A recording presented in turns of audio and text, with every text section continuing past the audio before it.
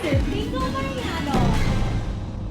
Agad naghanap si Bingo ng rerentahan niyang barong para sa Chinese New Year na atenda nila ni Caroline na siya ang pinili ng dalaga na maging escort niya na walang kaalam-alam ang binata na nanay niya ang nagmamay-ari ng charity na mangunguna sa New Year's evening party.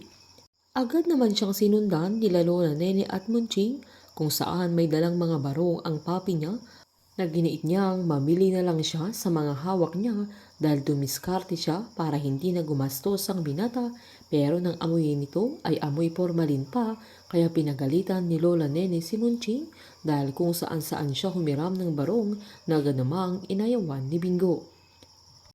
Hawak-hawak naman ni Lola Nene yung palaman na binili ni Bingo sa batang naglalako at giniit niyang masarap kaya agad tinikman ni Bingo na nasarapan din siya at nagka-idea siyang ipatikim kay Caroline.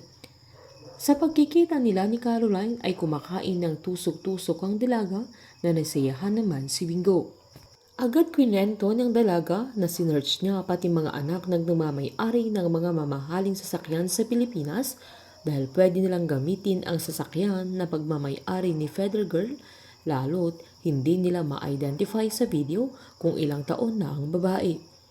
Niyaya naman ni Bingo si Caroline sabay pinatikim niya sa dalaga yung jam na dala niya na talaga namang sinubuan pa niya ang dalaga na nasarapan naman si Caroline kaya tinanong niya kung anong point ni Bingo.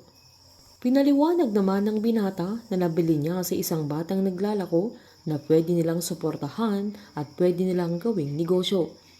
Agad namang inaprubahan ni Caroline yung suggestion ni Bingo sabay sinabi niyang mabenta box ang itatawag nila sa sarili nilang version sa mystery box kung saan maglalagay sila ng mga items sa box na pipiliin ng mga buyers nila na agad siyang tinitigan ni Bingo dahil napagtanto niyang si Caroline yung nanonood sa kanila noong nag-live selling sila sa online shop ng binata na nabilaukan pa si Caroline pero hindi na nakalusot kay Bingo na mas inasar pa siya nito at tinanong niya kung bakit siya nanonood sa kanila.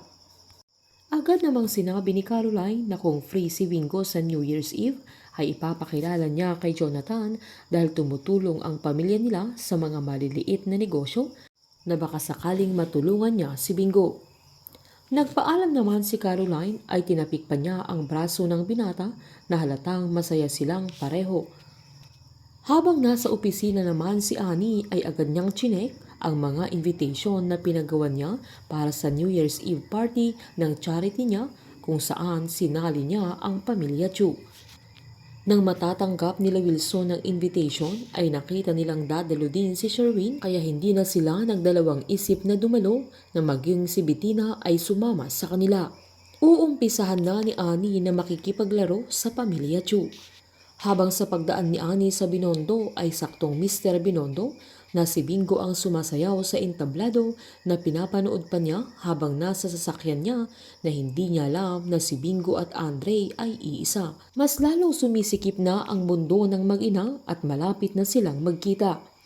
Matatanggap pa kaya ni Bingo si Annie dahil matagal na panahon na hindi na siya binalikan pa. Painit ng painit ang mga tagpo, sabay-sabay po nating subaybayan ang advance episode ng Can't Buy Me Love dito po sa aking channel. Patuloy lamang po manood at mag-subscribe para ma-update po kayo sa mga susunod na episode. Marami pong salamat.